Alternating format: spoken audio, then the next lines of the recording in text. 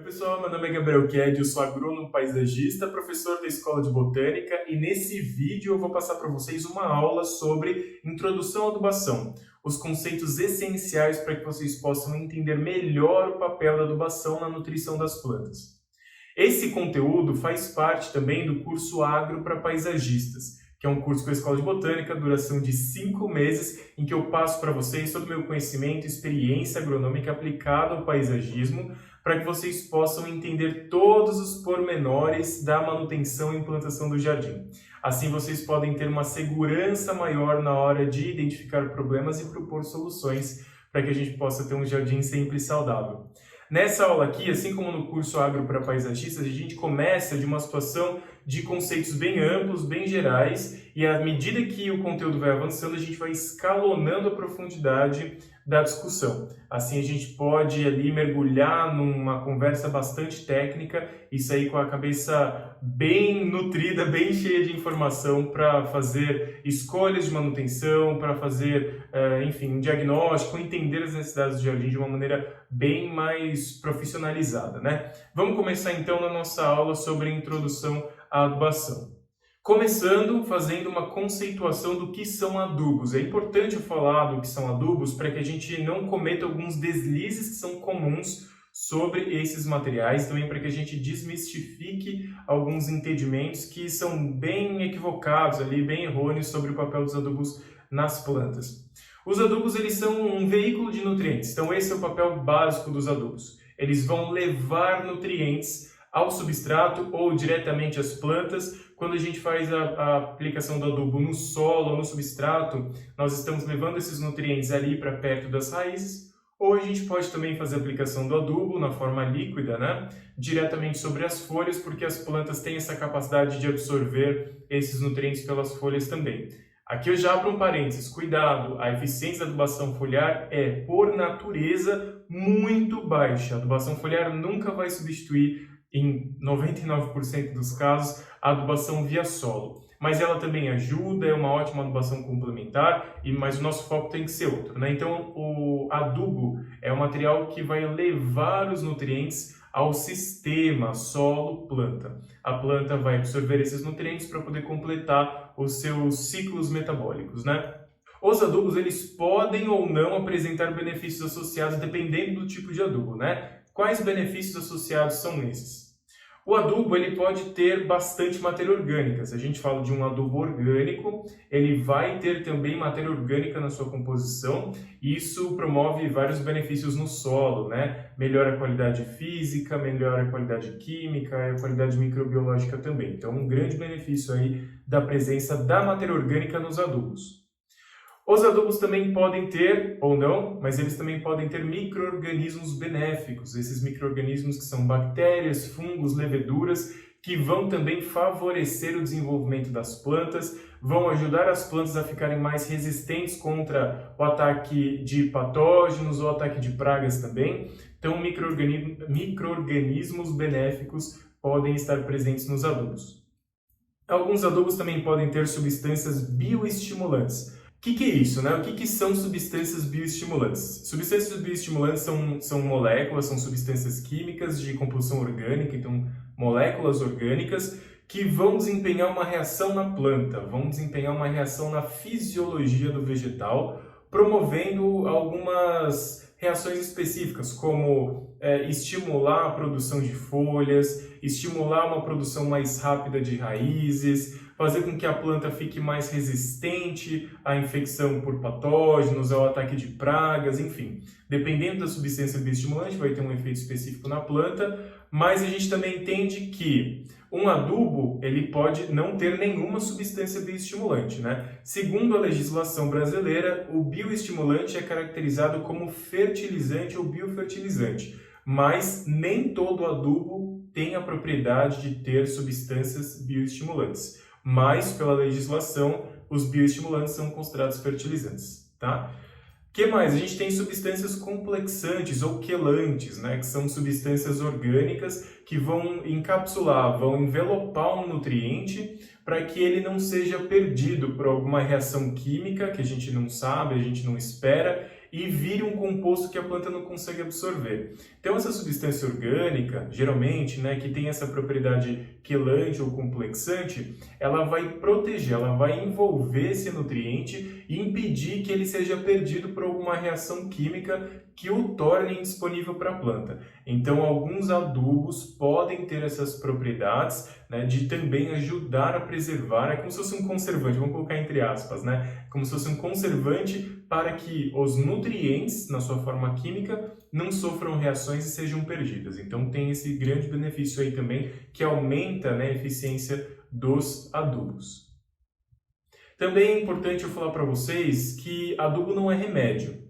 Adubo, na verdade, tem a função de contribuir com o equilíbrio da planta, né? Quando a gente pensa numa planta ali que precisa restaurar seu equilíbrio porque foi afetada por um ataque de pragas, um ataque de doenças, mas adubo em si, ele não é considerado tratamento, né? Ele não entra nas estratégias de tratamento fitossanitário, que é também um dos tópicos que a gente aborda no curso e, enfim, é uma informação, um conhecimento muito diferente desse da nossa aula, mas o adubo ele não é remédio. O adubo ele ajuda a planta a se reequilibrar, né? A planta ficando bem nutrida, ela fica mais resistente. Mas a gente não usa adubo como tratamento para problemas fitossanitários, ataque de pragas e doenças, tá?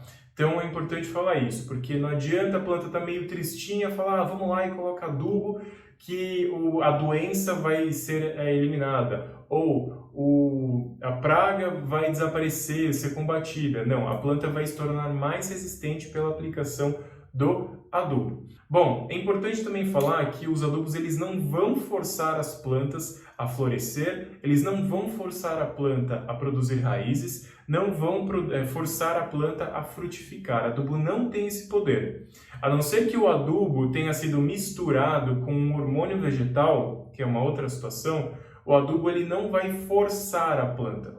Uma planta bem nutrida, sim, enraiza melhor, cresce melhor, frutifica melhor ou o fruto amadurece mais rápido, mas é por conta do seu equilíbrio nutricional interno. Agora, o elemento em si, o nutriente em si, não tem esse papel, não tem esse poder de obrigar uma planta a ter esse comportamento. Por exemplo, um dos mitos que é muito comum que a gente ouça no universo da jardinagem, não só da jardinagem, da própria agricultura, é que o fósforo ele faz a planta enraizar. Mas é um pensamento que a gente tem que virar um pouco na mesa assim para olhar esse pensamento por um outro ângulo, porque não é o fósforo que faz a planta enraizar.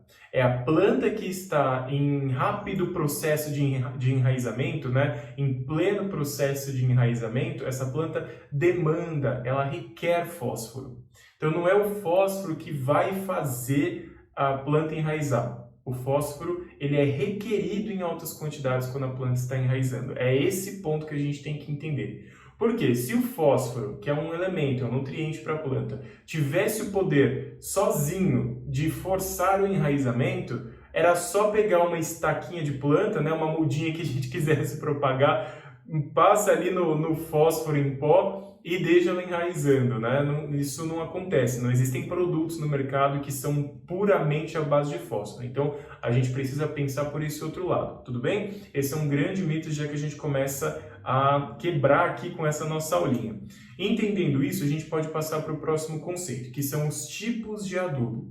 Os adubos orgânicos são adubos que são feitos de restos vegetais e ou restos animais. Então, todos esses adubos que têm origem em algum resíduo vegetal e ou animal, a gente considera que são adubos orgânicos. Existem alguns detalhes muito ali na escala dos pormenores, né, sobre adubos orgânicos, sobre a verdade da descrição desse tipo de adubo, alguns detalhes sobre a estabilização da matéria orgânica, até que ponto a gente chama de adubo ou não, mas enfim, isso já entra numa escala muito mais profunda, né? Mas a gente entende que os adubos que são originados em resíduos vegetais ou animais são esses adubos orgânicos. Eles têm esse grande benefício de ter matéria orgânica em grande parte da sua composição e tem a questão de os adubos orgânicos, eles têm uma concentração de nutrientes bem menor quando comparados aos adubos inorgânicos, ou os adubos químicos, ou os adubos minerais. A gente vai falar um pouco mais sobre eles a seguir. Falando um pouco sobre os adubos inorgânicos, são aqueles obtidos pela indústria química ou pela mineração, né? E ou pela mineração, porque muitas vezes um adubo que teve origem na indústria química, ele foi complementado por algum material proveniente da mineração, ou ele foi transformado mesmo por um minério que foi extraído, né? Então, os adubos inorgânicos têm essa característica. Eles têm uma concentração de nutrientes muito mais elevada do que os adubos do que os adubos orgânicos, perdão. Então, os adubos químicos ou minerais, ou como a gente chama esses dois de adubos inorgânicos, eles costumam ter uma concentração de nutrientes muito maior do que a concentração presente nos adubos orgânicos. Isso faz com que os adubos inorgânicos, ou os adubos químicos ou minerais, sejam usados numa quantidade muito menor do que um adubo orgânico. Numa comparação bem genérica, que sem fazer muita conta, por exemplo, a gente pode ter que, para levar a mesma quantidade de nutrientes para uma planta, a gente vai usar, por exemplo, 1 kg de um adubo orgânico e 100 gramas de um adubo mineral, por exemplo, né? Então, a gente tem, claro, isso vai depender demais da concentração do nutriente presente em cada adubo escolhido, tá? Isso é uma comparação bem genérica, mas só para a gente entender essa questão do volume. Adubos orgânicos geralmente precisam ser empregados com um volume maior, quando comparados ao volume usado de adubos inorgânicos ou os químicos ou minerais. E nós temos os adubos organominerais, que nada mais são do que uma mistura de adubo orgânico com adubo mineral. Os adubos organominerais, eles têm o melhor dos dois mundos, né? A concentração de nutrientes vai aumentar pela presença dos adubos químicos ou os adubos minerais, mas também vai levar matéria orgânica e muitas vezes micro-organismos também para o solo. Então, adubos organominerais são bem interessantes, que é uma forma da gente turbinar o adubo orgânico sem ter uma concentração muito grande ou também sem ter só essa simplicidade toda do adubo mineral que só tem nutriente muitas vezes e acabou, né? Então a gente vai juntar esses benefícios dessas duas categorias de adubo e temos aí os organominerais. Falando um pouco sobre os tipos de adubação, dividindo em questão de objetivo. A gente vai adubar para quê? Qual é o nosso objetivo, né? O que a gente quer fazendo a adubação do jardim?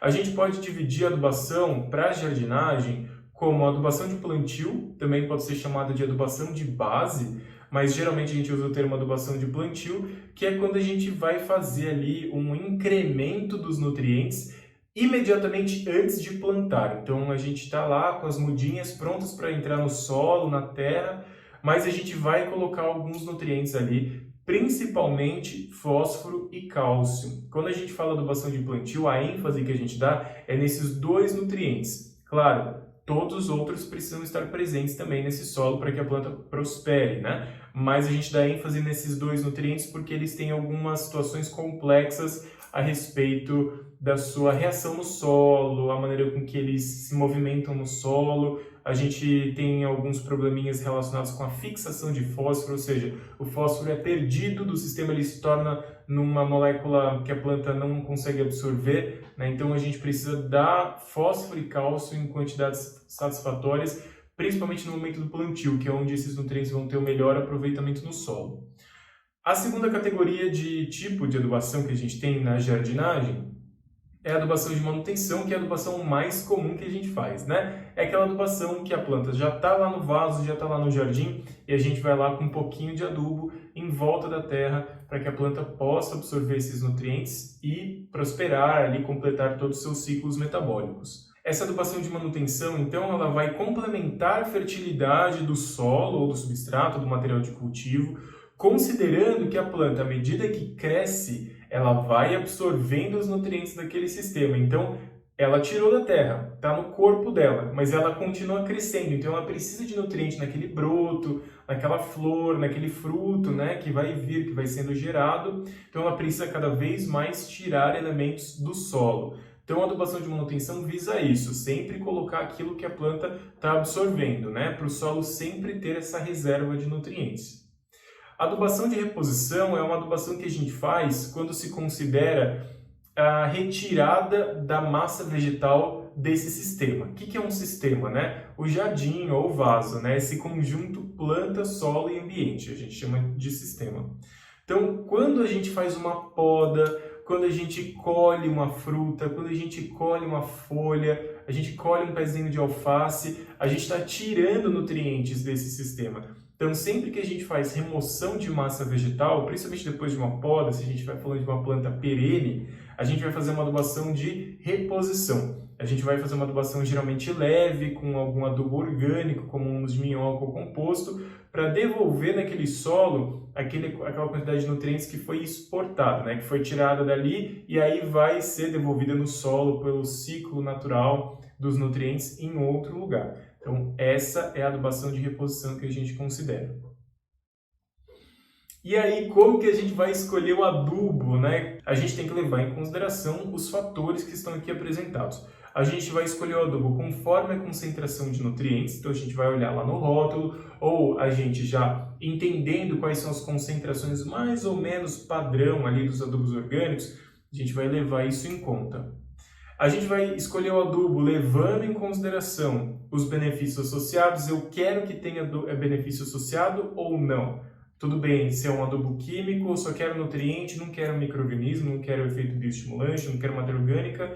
Tudo bem, isso atende minhas necessidades? Então esse é o tipo de situação que a gente vai levar em conta também. Ah, não, eu realmente faço questão ali de micro-organismos, quero um adubo orgânico, enfim, né? Isso a gente vai levar em consideração. Conforme o custo do material, esse é um fator que geralmente pesa muito na conta, principalmente de jardins que são muito grandes. O material vai custar quanto? Ou também na questão da praticidade de lidar com esse material, né? Por exemplo, você quer fazer adubação com humus de minhoca no seu jardim de 3.000 metros quadrados. E a recomendação mais ou menos é de 1 kg a 2 kg de humus de minhoca por metro quadrado. Imagina quanto de humus de minhoca vai ser necessário para fazer a adubação desse espaço, né? Não estou falando que isso diminui a importância do adubo. Fazer uma adubação orgânica pelo menos uma vez por ano em área total é muito bom, porque, enfim, vários benefícios. Mas, às vezes, é a questão do custo, da praticidade, né? Isso vai vir como? Vai ter que vir de caminhão, vai precisar de uma mão de obra ali presente por vários dias, ou então uma mão de obra grande, numa quantidade menor de dias. Então, tudo isso tem que ser colocado na ponta do lápis. E conforme o meio de aplicação também. Ah, eu quero escolher um adubo líquido. Esse adubo líquido eu posso fazer a diluição dele numa grande bombona de água e usar uma bomba agrícola de pulverização e fazer o espalhamento disso em área total em poucas horas. Ou então eu quero fazer uma aplicação de adubo foliar, também tudo isso a gente vai levar em conta. Então vejam que são fatores que estão ligados à nossa escolha em relação à concentração, benefício, tipo de adubo, praticidade, né? A forma de aplicação, tá? Então são fatores que a gente tem que ter ali no fundo da cabeça rodando na hora da gente escolher um adubo. Falar de alguns adubos inorgânicos populares. Quando a gente pensa em adubo inorgânico, ou adubo famoso, adubo químico, né? Tem alguns que são muito difundidos no mercado. O primeiro de todos é o famoso NPK. Para quem não sabe, NPK é a sigla para nitrogênio, fósforo e potássio. O P vem do fósforos e o K vem de cálium, que é potássio também. Então, NPK é o nitrogênio, fósforo e potássio. Sempre que a gente tem um adubo NPK, a gente vai ter ali uma numeração associada.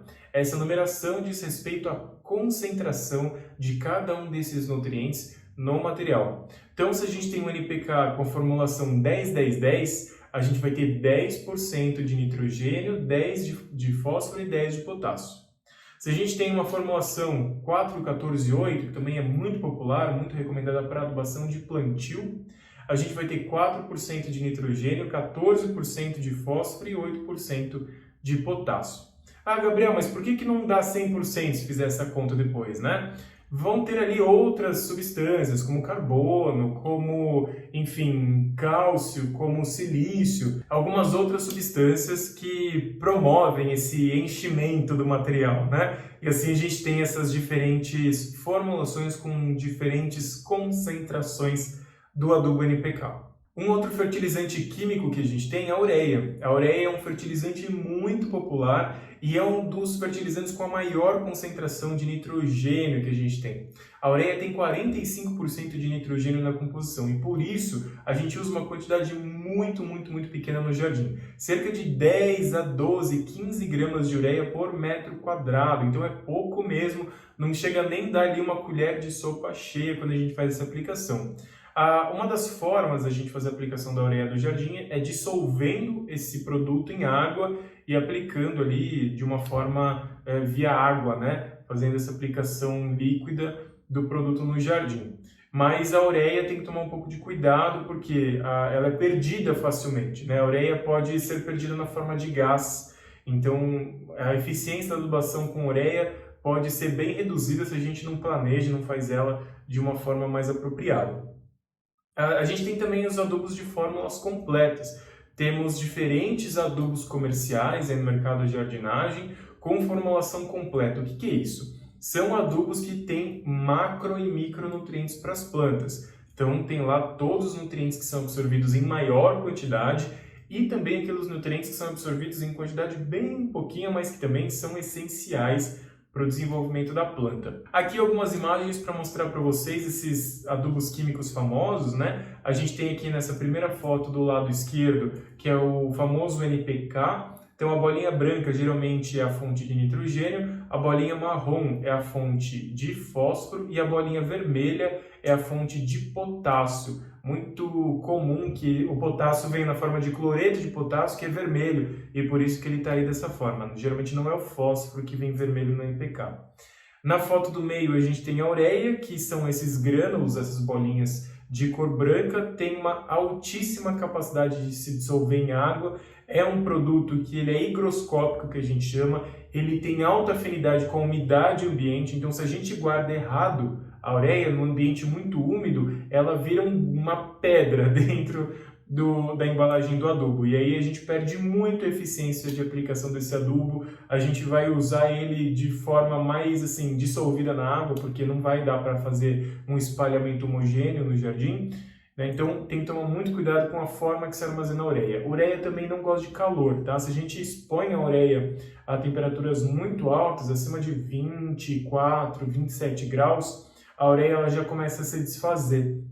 Então também é importante ter cuidado com a temperatura do ambiente. Por fim, aqui na foto do lado direito, a gente tem uma imagem que representa muitos adubos de formulação completa. Claro, dependendo do produto comercial, ele vai ter uma carinha diferente, mas muitos produtos que a gente tem no mercado têm essa carinha, são vários grânulos diferentes misturados, de cor diferente, mas também temos alguns adubos de formulação completa que tem uma cor mais homogênea, meio branca, acinzentada, parece um salzinho escuro. Então temos essas aparências dessas carinhas desses adubos que são muito usados na jardinagem.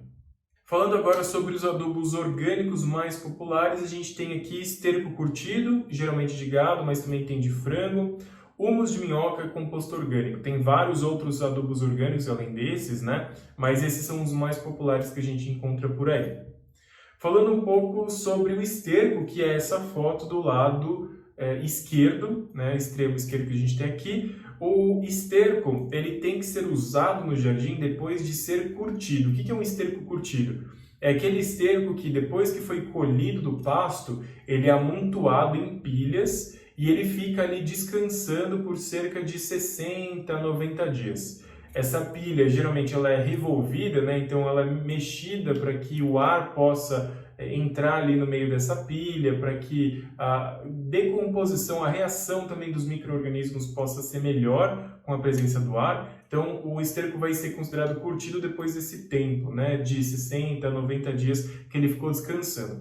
Pode ser adicionado alguns compostos para favorecer esse processo de curtir o esterco, como o superfosfato simples, por exemplo, mas geralmente só essa ação de deixar ele repousando por esse tempo já faz com que ele fique bacana.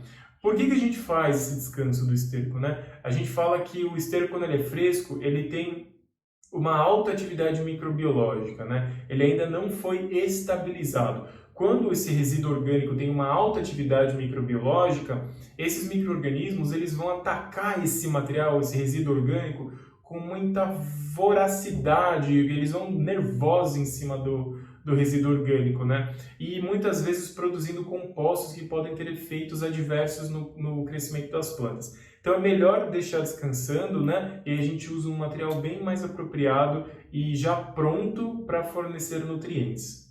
Na foto do meio, a gente tem o humus de minhoca, ele tem essa aparência mais úmida, né? É uma matéria orgânica que foi consumir, um resíduo orgânico, melhor dizendo, que serviu de alimento para as minhocas, ele foi consumido pelas minhocas, a espécie de minhoca californiana, que faz essa transformação rápida de resíduo orgânico mais fresco, e esse resíduo, essa matéria orgânica transformada, ela é rica em humus, que é um estado da matéria orgânica que a gente considera. E essa matéria orgânica ela já está muito ali boa para poder levar nutrientes para as plantas. Ela já está estabilizada, que é o que a gente chama, né? Uma matéria orgânica que foi estabilizada tem uma reação de micro-organismos bem baixa, atividade bem mais baixa ali. E por último, a gente tem o composto orgânico. Ele costuma ter uma textura um pouco diferente do humus de minhoca, ele costuma ser um pouco mais sequinho, um pouco mais farelento, né? Mas claro, isso vai depender demais da forma de produção e dos materiais usados no processo de compostagem. E ele também já tem uma matéria orgânica que foi estabilizada, já foi umificada e é um bom veículo de nutrientes para as plantas. Agora vamos falar qual que é o melhor adubo para as plantas. Gente, eu recebo tantas perguntas sobre isso nas minhas redes sociais e já vou dizendo, infelizmente não tem como eu dar uma resposta objetiva sobre isso para vocês. A gente já falou sobre os fatores que estão relacionados com a escolha do adubo. Então, qual que é o melhor adubo? É aquele adubo que vai fazer mais sentido para você, considerando aspectos como custo, concentração do nutriente, efeitos adicionais, né? Aqueles fatores como presença de micro-organismos, bioestimulante, enfim. Então, isso vai fazer com que a gente tome as decisões e também possa escolher qual que é o adubo mais propício ou mais vantajoso para que a gente possa fazer a nutrição das nossas plantas. Então não tem como a gente ter uma resposta objetiva para isso. Qual que é o melhor adubo para orquídea? Qual que é o melhor adubo para plantas de sombra? Qual que é o melhor adubo para horta? Não tem uma resposta objetiva, tá? A gente vai levar aqueles fatores que eu citei anteriormente em consideração. E claro, tem muitos outros aspectos relacionados com adubos que a gente precisa entender, né? Não é só usar um adubo sem entender nenhum outro aspecto que gira ao redor das plantas. A gente também tem que entender sobre fertilidade do solo, sobre nutrição de plantas, como que esses nutrientes vão se movimentar dentro das plantas, qual que é a função de cada um dos nutrientes. Então, isso a gente também precisa considerar na hora de escolher um adubo. Então, não é uma tarefa tão simples assim, mas não se preocupem, eu vou passar aqui uma dica bem prática para que vocês possam ter bastante sucesso na adubação das plantas do jardim, falando aqui do humus de minhoca.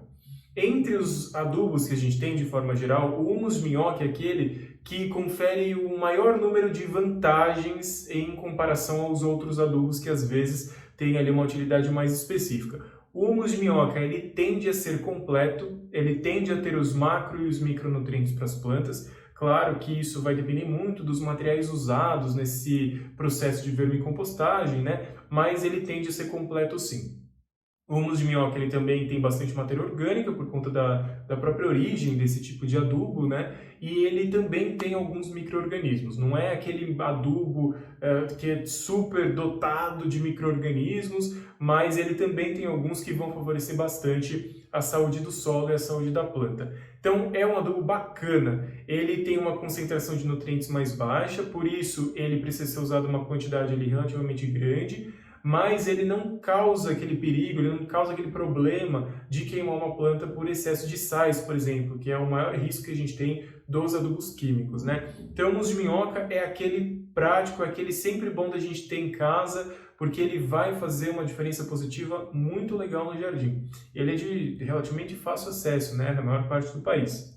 Então, o humus de minhoca, como que a gente usa? A gente vai colocar por volta de meio dedo mesmo, de humus de minhoca na superfície do vaso a cada 4 ou 6 meses. Então pega lá uma colherzinha, humus de minhoca, vai espalhando na superfície do vaso até a gente ter uma camadinha de mais ou menos meio dedo na superfície. Para ele ser usado no solo, no canteiro, no jardim, a gente vai usar cerca de 1 kg a 2 kg de humus de minhoca por metro quadrado, também a cada 6 meses é o suficiente. Claro que a frequência de adubação vai depender de quanto a planta vai precisar de nutrientes. Às vezes as plantas são mais exigentes do que outras, também é alguma coisa que a gente tem que levar em conta, tá? Mas no solo, no canteiro, essa adubação de 1 a 2 kg por metro quadrado, e no vaso, meio dedinho de humus de minhoca de 4 a 6 meses a gente faz essa aplicação. A gente também pode usar humus de minhoca para fazer adubação foliar. É só a gente dissolver uma colher de sopa bem cheia de humus de minhoca em 1 litro de água. Mexe bem, deixa essa mistura decantar. Tem que tomar cuidado porque vai colocar essa mistura, porque o humus de minhoca é sólido e tem muitas partículas insolúveis, né? Vai misturar esse produto aí, vai colocar no borrifador, pode entupir e estragar o borrifador. Então mistura bem o humus de minhoca, deixa ele decantar, vai formar uma borra no fundo do recipiente que você usou para misturar. Vira essa mistura com muito cuidado no borrifador. Você pode usar uma peneira com gaze ou um pedacinho de fronha, né, aquele tecido bem fininho, para ajudar a reter bastante essas partículas. Você também pode usar um coador de café, tanto de papel quanto de pano, para fazer essa separação das partículas, né? Coloca esse produto coado no borrifador e você aplica nas folhas das suas plantas por volta de 1 vez por mês, é o suficiente, tá? Então a gente vê que o humus de minhoca ele é bem versátil, é bem bacana e bem seguro da gente utilizar no jardim. Com isso, então, eu encerro essa aula sobre introdução aos conceitos da adubação. Muito mais conteúdo do que isso a gente encontra no curso Agro para Paisagistas, e fiquem à vontade para conhecer mais o conteúdo do curso acessando escoladebotânica.com.br/agro para paisagistas. A gente se vê na próxima, até mais!